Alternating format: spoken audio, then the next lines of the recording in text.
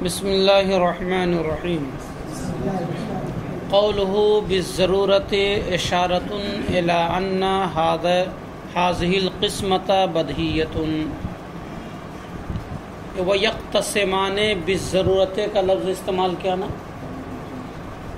اور بالضرورت کا معنی تھا بدیہی طور پر بلا غور و فکر کے، یعنی یہ بات بالکل ظاہر و باہر ہے کہ تصور اور تصدیق کی دو قسمیں ہیں، بدیہی اور نظری. تو تصور و تصدیق کا بدیہی اور نظری کی طرف منقسم ہونا کوئی پوشیدہ بات نہیں، بالکل ظاہر و باہر ہے. اور یہ بات بالکل ظاہر و باہر ہے، اوپین ہے. اس کا کیسے پتہ چلتا ہے کہ ماتن نے بالضرورت کا لفظ استعمال کیا ہے، سمجھا نا. اور بالضرورت کا معنی تھا بدیہی طور پر، جس میں کوئی پوشیدگی نہ ہو، سمجھا نا، بالکل ظاہر و باہر ہو، اس کو بولا جاتا ہے بالضرورت ہی. شارح کہتے ہیں کہ بالضرورت کا لفظ اشارہ ہے اس بات کی طرف کہ یہ تقسیم بدیہی ہے. یہ جو تقسیم کی گئی نا علم کی، تصور و تصدیق اور پھر تصور و تصدیق کی بدیہی اور نظری کی طرف، تو یہ جو تقسیم ہے یہ بدیہی ہے، کوئی پوشیدگی نہیں ہے. ہر کوئی صاحب فہم و فراست جو علم منطق کے میدان میں قدم رکھتا ہے اور معمولی سی بصیرت بھی اس کو حاصل ہوتی ہے، وہ جانتا ہے کہ علم کی اولاً دو قسمیں ہیں، تصور اور تصدیق، اور پھر تصور و تصدیق میں سے ہر ایک کی دو قسمیں ہیں، بدیہی اور نظری. سمجھا کہ نہیں؟ تو یہ بات بالکل ظاہر و باہر ہے، اور اس بات پر دلالت کر رہا ہے ماتن کا لفظ بالضرورت کو استعمال کرنا. اس لیے کہتے ہیں کہ بالضرورت کے لفظ سے اشارہ ہے اس بات کی طرف کہ یہ تقسیم بدیہی ہے. لا يحتاج الى تجشم الاستدلال، استدلال کی مشقت اٹھانے کی کوئی ضرورت نہیں ہے کہ اس تقسیم کو نکالنے کے لیے پھر استدلال کرنا پڑے، صغرا کبرا کو ترتیب دینا پڑے، حد اوسط کو ساقط کرنا پڑے. اس کی کوئی ضرورت نہیں ہے. بغیر کسی نظر و فکر کے یہ بات منطق کے میدان میں قدم رکھنے والے کو معلوم ہو جاتی ہے کہ علم کی دو قسمیں ہیں، تصور و تصدیق، اور تصور و تصدیق میں سے بھی ہر ایک کی دو قسمیں ہیں، بدیہی اور نظری.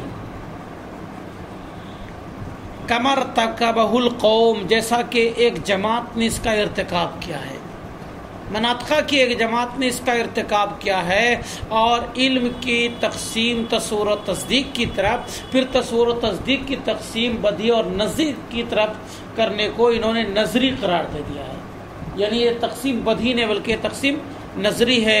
یعنی بہت زیادہ غور و فکر کرنی پڑتی ہے، تب کہیں جا کر کے پردہ اٹھتا ہے، پوشیدگی کا پردہ اٹھتا ہے، اور بات ظاہر ہوتی ہے کہ علم کی دو قسمیں ہیں، پھر ہر ایک کی دو قسمیں ہیں. بعض مناطقہ یہ کہتے ہیں، لیکن ماتن رحمۃ اللہ تعالی علیہ نے لفظ بالضرورت کو استعمال کر کے اس بات کی طرف اشارہ کر دیا کہ یہ تقسیم بدیہی ہے. جس طریقے سے سورج کا موجود ہونا کہ سورج دن میں نکلتا ہے، ہر صاحب عقل اور صاحب فہم و فراست کو معلوم ہے کہ نہیں. انکار کرے گا کوئی؟ ایسا کہے گا کہ نہیں دن میں نہیں، بلکہ اس کو غور و فکر کرنا پڑے گا، تھوڑا صغرا کبرا کو ترتیب دیتے ہیں، حد اوسط کو ساقط کرتے ہیں، تب پتہ چلتا ہے کہ ہاں سورج دن میں نکلتا ہے. ایسا کچھ ہے کیا؟ بچہ جانتا ہے کہ سورج دن میں نکلتا ہے. تو جس طریقے سے سورج کا دن میں نکلنے کو ہر کوئی جان لیتا ہے، اسی طریقے سے منطق کے میدان میں قدم رکھنے والا ہر طالب علم اس بات کو جانتا ہے کہ علم کی دو قسمیں ہیں، اور پھر ان میں سے ہر ایک کی دو قسمیں ہیں. سمجھا نا. کہتے ہیں استدلال کی مشقت برداشت کرنے کی کوئی ضرورت نہیں. کمر تکبہ القوم، جیسا کہ ایک جماعت نے اس کا ارتکاب کیا ہے، اور یہاں پر کوئی بات بلا دلیل نہیں بولی جاتی ہے. یہاں جو بھی بات بولی جاتی ہے دلیل کے ساتھ بولی جاتی ہے. شارح کہتے ہیں میں جو یہ توضیح کر رہا ہوں بھی ضرورت کے لفظ سے ماتن نے جو بھی ضرورت کا لفظ استعمال کیا ہے اور اس کی تشریح جو یہ میں کر رہا ہوں یہ بات دلیل سے ثابت ہے.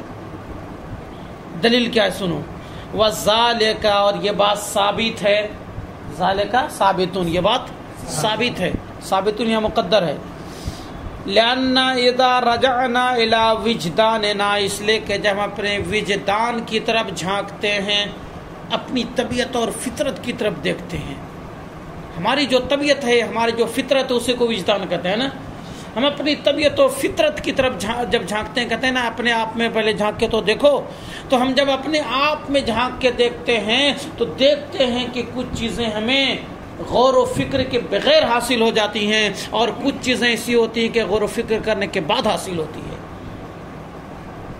اگر ہمارے پاس تھوڑی بھی عقل و سمجھ اور عقل و خرد ہے تو جانتے ہیں کہ آگ جلانے والی چیز ہے لہٰذا اس کو ہاتھ میں لینے سے ڈرتے ہیں. اور عقل و خرد ہے تو جانتے ہیں کہ برف ٹھنڈک پہنچانے والی چیز ہے. یہ بات بغیر غور و فکر کے معلوم ہو جاتی کہ نہیں.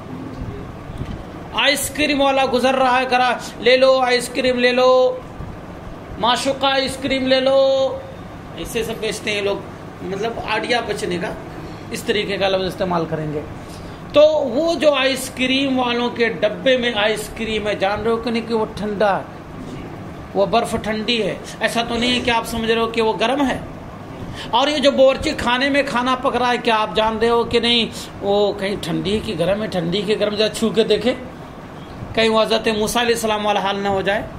حضرت موسیٰ علیہ الصلوۃ والتسلیم کو آسیہ نے جن کو اولاد نہیں ہوتی تھی نہر کے کنارے سے پایا تھا اور اسی کو پالنے لگے تھے.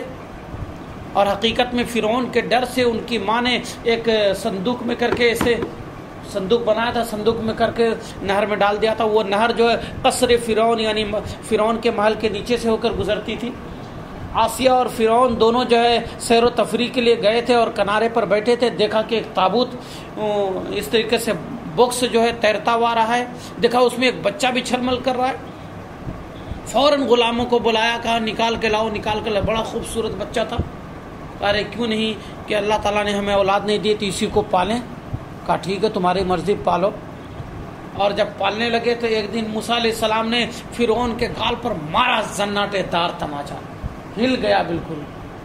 کہنے لگا ارے وہ سوچنے لگا کہ نجومی نے بتایا تھا کہ تمہاری سلطنت میں ایک بچہ پیدا ہوگا بنی اسرائیل میں جو تمہاری سلطنت کو تباہ و برباد کر دے گا. کہیں یہی بچہ تو نہیں ہے. اب اپنی بیوی سے کہنے لگا کہ لگتا ہے یہ وہی بچہ ہے. میری داڑھی پکڑ کے مجھے ہی مارا زناٹے دار تماچا. اتنی محنت سے اس کی پرورش ہو رہی ہے. تو کہہ رہے نہیں بچہ ہے. بچے کے بارے میں آپ کیا بچے کو کیا عقل ہے کہ کس کو ماریں گے کس کو نہیں ماریں گے. نہیں ہے تو چلو دیکھتے ہیں اس کی آزمائش کرتے ہیں. ایک طرف آگ کا انگارہ جلا کر رکھا گیا اور ایک طرف لعل بہت قیمتی پتھر ہوتا ہے بہت خوبصورت پتھر ہوتا ہے لعل پتھر رکھا گیا ایک طرف. اور موسیٰ علیہ السلام کو چھوڑ دیا گیا کہ جاؤ لے کے آؤ. بچہ تو لڑک کے ادھر جائے گا کہ ادھر جائے گا.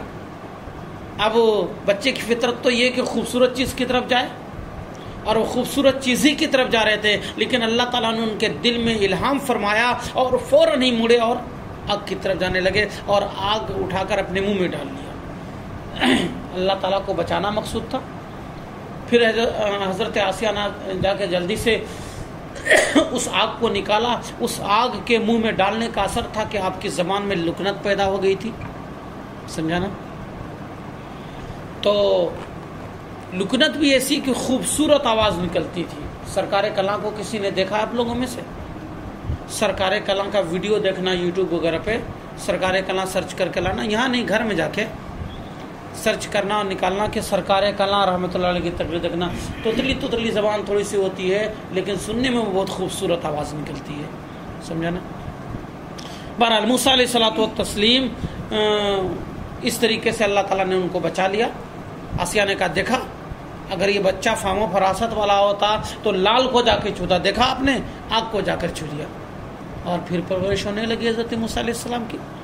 لیکن گاہے بگاہے فرعون کے دل میں خطرہ امڑتا رہتا تھا کہ معاملہ کچھ گڑبڑ ضرور ہے. بہرحال کچھ چیزیں ایسی ہوتی ہیں جو بغیر غور و فکر کے حاصل ہو جاتی. آگ گرم ہے، کوئی غور و فکر کرنے کی ضرورت نہیں پڑتی. برف ٹھنڈی ہے، کسی طریقے کے فکر کی ضرورت نہیں پڑتی. لیکن کچھ چیزیں ایسی ہوتی ہیں کہ نظر و فکر کرنے کی ضرورت پڑتی ہے، تب وہ چیز ہمیں حاصل ہوتی ہے. تو جب ہم اپنی طبیعتوں کی طرف، اپنی فطرتوں کی طرف، اپنے وجدان کی طرف ہم جھانک کر دیکھتے ہیں تو ہمیں سمجھ میں آتا ہے کہ کچھ چیزیں بدہی ہیں، کچھ چیزیں نظری ہیں. لہذا یہ علم کی تقسیم بدہی اور نظری کی طرف غور و فکر کی محتاج ہے یا بلا غور و فکر کے حاصل ہو جاتی ہے؟ بلا غور و فکر کے حاصل ہو جاتی ہے. یہ تقسیم کی بات کر رہا ہوں. تقسیم وہ نہیں کر رہا ہوں کہ سب علم بغیر غور و فکر کا حاصل ہو جاتا ہے. یہ تقسیم جو کی گئی کہ کچھ بدی کچھ نظری ہے، یہ تقسیم بغیر غور و فکر کے انسان کے ذہن میں آ جاتی ہے کہ ہاں بھائی کچھ علم ایسا ہے جو بدی ہے، کچھ علم ایسا ہے جو نظری ہے. یہ بات بالکل انسان، عام فہم انسان بھی اپنے آپ میں بھی جھانک کر محسوس کر لیتا ہے کہ نہیں. اسی کو کہتے ہیں، یہ بات دلیل سے ثابت ہے. اس لیے کہ جب ہم اپنے وجدان کی طرف رجوع کرتے ہیں تو پاتے ہیں کہ بعض تصورات ہمیں بلا نظر کے حاصل ہو جاتے ہیں. من التصورات میں من جو ہے یہ تبعیض کے لیے ہے نا. تو مطلب یہ ہوا کہ تصورات میں سے بعض وہ ہیں جو ہمیں بلا نظر و فکر کے حاصل ہو جاتے ہیں، جیسے کہ آگ کا تصور اور حرارت کا تصور اور برودت کا تصور. اور تصورات میں سے بعض وہ ہیں جو ہمیں نظر و فکر کے ساتھ حاصل ہوتے ہیں جیسا کہ فرشتے اور جن کی حقیقت کا تصور. جب فرشتے کے بارے میں ہیں ہم جاننا چاہتے ہیں تو ہمیں ایک تعریف ذہن میں لانی پڑتی ہے کہ فرشتہ وہ نورانی مخلوق ہے جس کو اللہ تعالیٰ نے نور سے پیدا کیا ہے، اور اللہ تعالیٰ نے اسے وہ طاقت دی ہے کہ جو شکل چاہے وہ اختیار کر لے. اور جن کے بارے میں، جن وہ مخلوق ہے جسے اللہ تعالیٰ نے آگ سے پیدا کیا ہے، اور وہ بھی اللہ تعالیٰ کی عطا کردہ قوت سے وہ پاور رکھتا ہے کہ جو شکل چاہے وہ اختیار کر لیتا ہے. غور و فکر کرنے کی ضرورت پڑی کہ نہیں؟ بعض تصورات ایسے ہیں جو بلا نظر و فکر کے حاصل ہو جاتے ہیں، بعض تصورات ایسے ہیں جو نظر و فکر کے بعد حاصل ہوتے ہیں. پتہ چلا کہ تصور سب بدھی نہیں، تصور سب نظری نہیں. تو یہ بدھی اور نظری کی طرف جو تقسیم ہے، بالکل ہم جب اپنے وجدان کی طرف جھانکتے ہیں تو اس کو محسوس کر لیتے ہیں کہ نہیں، کہاں تقسیم ہے. علم کے دو قسمیں ہیں، یعنی تصور و تصدیق کی بھی دو قسمیں ہیں، بدھی اور نظری. سمجھا نا؟ اور اسی طریقے سے تصدیقات میں سے بعض وہ ہیں جو ہمیں بلا نظر و فکر کے حاصل ہو جاتی ہیں، جیسے اس بات کی تصدیق کہ سورج روشن ہے. اگر دن ہوگا، بادل نہ چھایا ہوگا تو سورج روشن ہوگا. بالکل یہ بات تصدیق ہے، لیکن یہ تصدیق بلا غور و فکر کے حاصل ہو جاتی کہ نہیں؟ وَالنَّارُ مُحْرِقَةٌ، اور آگ جلانے والی ہے، یہ چیز بھی بلا غور و فکر کے حاصل ہو جاتی کہ نہیں؟ اور تصدیقات میں سے بعض وہ ہیں جو نظر و فکر کے ذریعے حاصل ہوتی ہیں، جیسے اس بات کی تصدیق کہ عالم حادث ہے. کیا ہے؟ کیونکہ ہمیں اس میں صغرا کبرا کو ترتیب دینا پڑتا ہے. یہ کہنا پڑتا ہے العالم متغیر وکل متغیر حادث، فالعالم حادث کہنا پڑتا ہے. اور صانع عالم موجود ہے، یعنی کائنات کو بنانے والا موجود ہے. کیونکہ ہم دیکھتے ہیں کہ جس کا بنانے والا کوئی نہ ہو، ہے نا، وہ چیز درہم برہم ہو جاتی ہے. لیکن کائنات کا نظام شروع سے اب تک جس نظام اور جس سسٹم سے چلنا چالو ہوا تھا اسی سسٹم سے چل رہا ہے، اور روز بروز اسی طریقے سے چل رہا ہے. کل بھی یعنی حضرت آدم علیہ السلام کے وقت بھی سورج پورب سے نکلتا تھا، اور آج بھی اسی طریقے سے نکل رہا ہے نا. اور ستارے رات میں جھلملاتے تھے اس زمانے میں، آج بھی ستارے آسمان میں رات ہی کو جھلملاتے ہیں. چاند سورج سے روشنی حاصل کر کے اپنی بیٹری چارج کرتا ہے، تب رات کو کہیں جا کر کے وہ دنیا والوں کو روشن کرتا ہے. کل جیسا تھا آج بھی ویسا ہی ہے. تو اس کائنات کا ایک سسٹم سے چلنا اور درہم برہم نہ ہونا اس بات کی دلیل ہے کہ بنانے والا اور چلانے والا موجود ہے. غور و فکر کرنے کی ضرورت پڑی کہ نہیں؟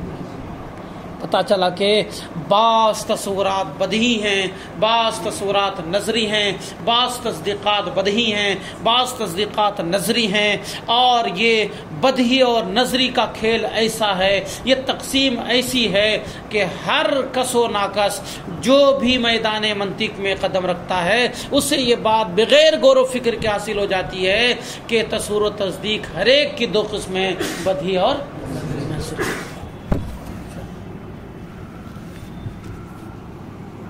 اس کی طرف